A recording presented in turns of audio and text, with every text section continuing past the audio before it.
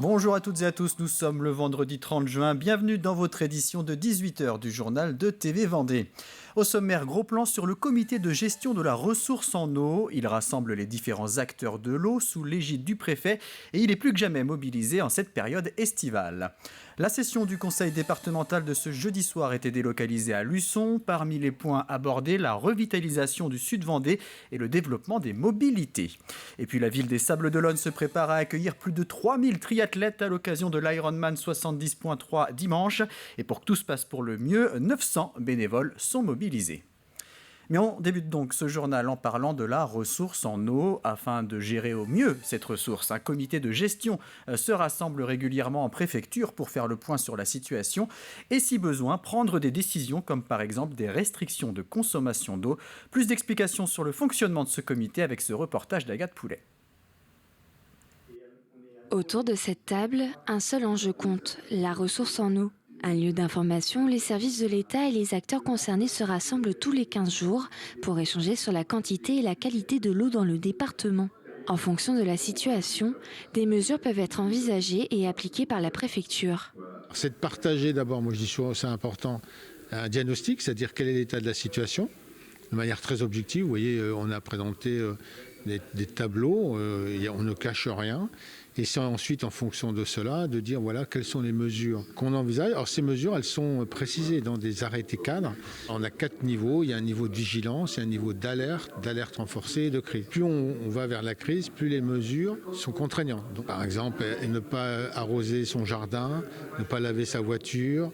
Parmi les acteurs concernés, Vendéo qui partage ses analyses sur la situation de ressources en eau et plus particulièrement sur l'usage de l'eau potable.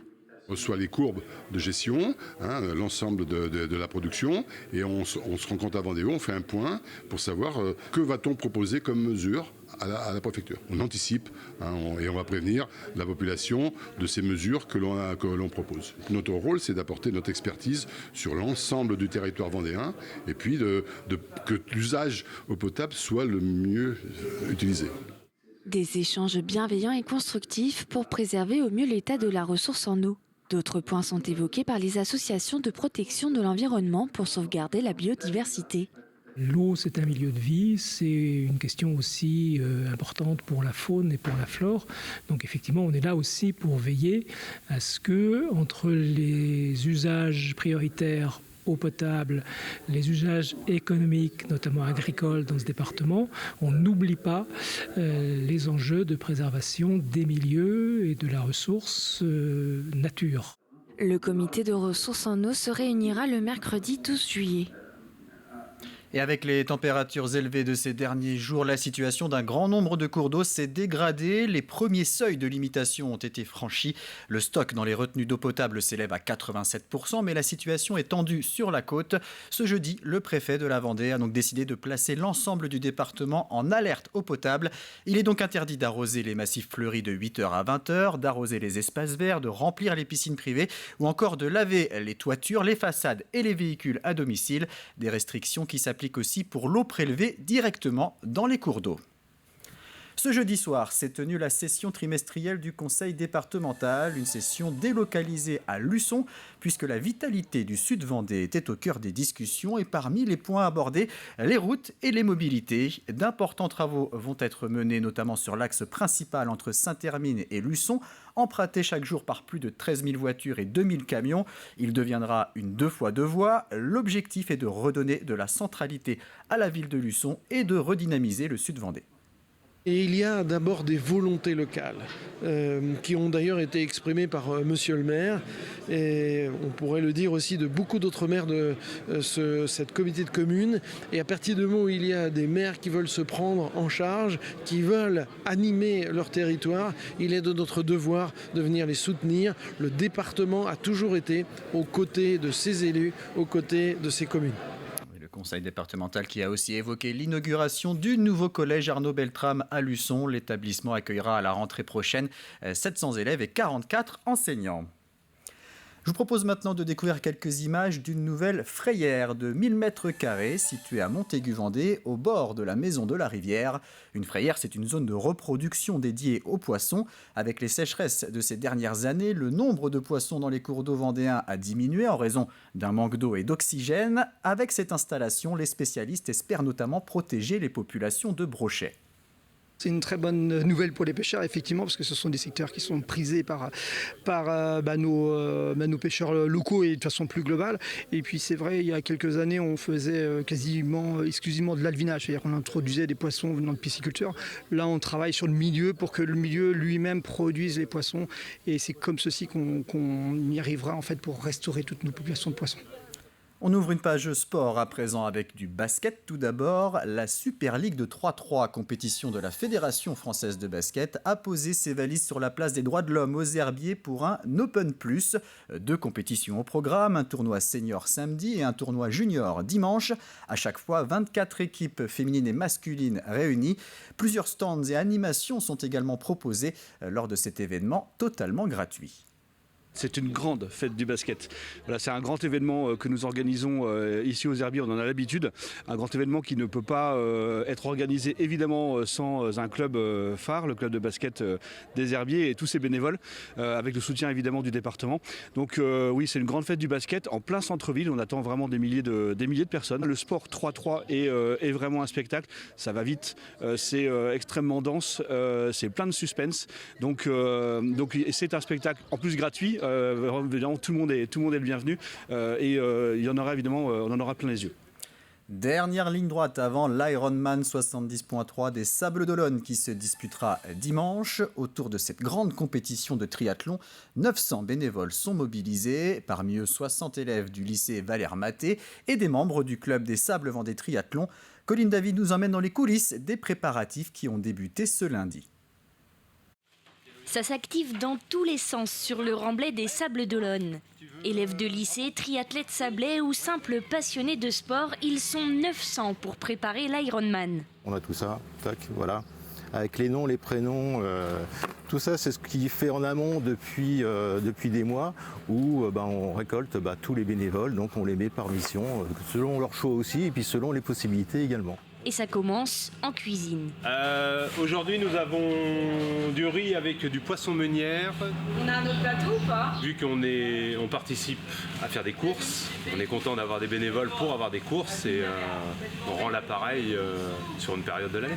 À quelques mètres de là, la chaîne est en place pour une autre mission. On prépare les 3000 sacs pour les athlètes de l'Ironman 70.3, les Sables d'Olonne Vendée.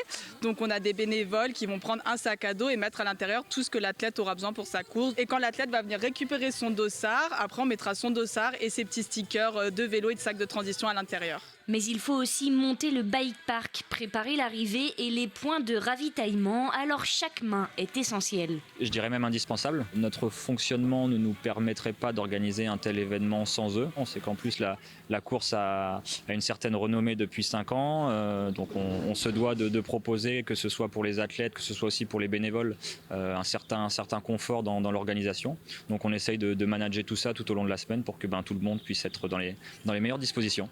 Récompensé en 2020 pour son organisation, l'Ironman a en effet un rang à tenir. Alors pour réussir cette tâche au mieux, une nouvelle mission a été créée cette année, une Happiness Team. On est là en fait pour aider tous les bénévoles. Donc on se déplace sur tous les sites, parc à vélo, là on est aux Atlantes, sur tous les sites de la course pour aider les bénévoles, voir ce dont ils ont besoin. On leur amène de l'eau, à manger ou autre, tout ce dont ils ont besoin. Veiller au bien-être des bénévoles, c'est aussi s'assurer de pouvoir compter sur eux en 2025. Car avec le passage en full Ironman, ils devront être 2 fois plus nombreux.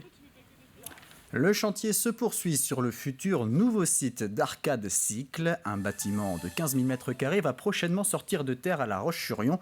Il accueillera le siège social de l'entreprise, mais également une nouvelle usine. Avec ces nouveaux locaux, la production annuelle de vélos passera de 60 000 à 120 000 unités. Le bâtiment qui sera livré en 2024 a été pensé pour consommer peu d'énergie. Et dans cette logique vertueuse, un arbre a été planté afin de symboliser cette transition vers la sobriété énergétique. On était arrivé il y a 2 ans à peu près en limite de nos capacités de production. Donc on a lancé ce nouvel investissement, ce bâtiment, et à terme il va nous permettre de tripler la capacité de production. Le choix de La Roche-sur-Yon proche de notre usine, c'était indispensable. La valeur de l'entreprise, c'est son équipe. Donc moi je voulais pas aller à des dizaines de kilomètres. On m'a demandé au départ de faire une cérémonie de la première pierre, en sachant que le bâtiment n'est pas construit en pierre. Je trouvais que c'était une aberration. Je trouvais que l'arbre, ça a plus de sens. Le premier objectif de l'entreprise, c'est sa pérennité. Donc l'arbre, ça a du sens. Le Parti communiste de Vendée invite des enfants de La Roche-sur-Yon à la mer. Une initiative proposée depuis plusieurs années déjà et renouvelée cet été. Alors qu'ils habitent à seulement une trentaine de kilomètres à vol d'oiseau de la plage, plusieurs jeunes n'y ont jamais mis les pieds faute de moyens. Alors le jeudi 20 juillet, une sortie sera organisée à la plage de la Parée-Prénot à Saint-Hilaire-de-Riez. 80 enfants encadrés par 20 adultes sont attendus pour des baignades le matin et des jeux l'après-midi. On s'est rendu compte depuis ces 4 dernières années, là, les 4 dernières sorties à la mer, qu'il y avait un grand nombre d'enfants de La Roche-sur-Yon qui ne s'étaient jamais déplacés à la mer et qui n'avaient jamais vu l'eau, et qui ne s'étaient jamais baignés. Donc en fait, c'est devenu pour nous une nécessité, parce que quand on habite une ville à 40 km de la mer, c'est normal de voir ce que c'est quand même. Et c'est pas normal de ne pas pouvoir connaître les joies de la plage et de la mer. Un coup d'œil sur la météo pour terminer. Pour ce premier jour de juillet, la matinée sera globalement nuageuse et un risque d'ondée n'est pas à exclure. Côté température, comptez 17 à 19 degrés. L'après-midi, de timides éclaircies feront leur apparition et le mercure oscillera entre 21 et 25 degrés. Le temps devrait être sensiblement le même pour la journée de dimanche. C'est la fin de ce journal. Merci de l'avoir suivi. Ce week-end, vous pourrez retrouver l'essentiel de l'actualité de la semaine dans l'hebdo. Et puis lundi, dès 7h, vous avez rendez-vous avec Caroline Tronche dans la matinale. Je vous souhaite une très bonne soirée et un très bon week-end.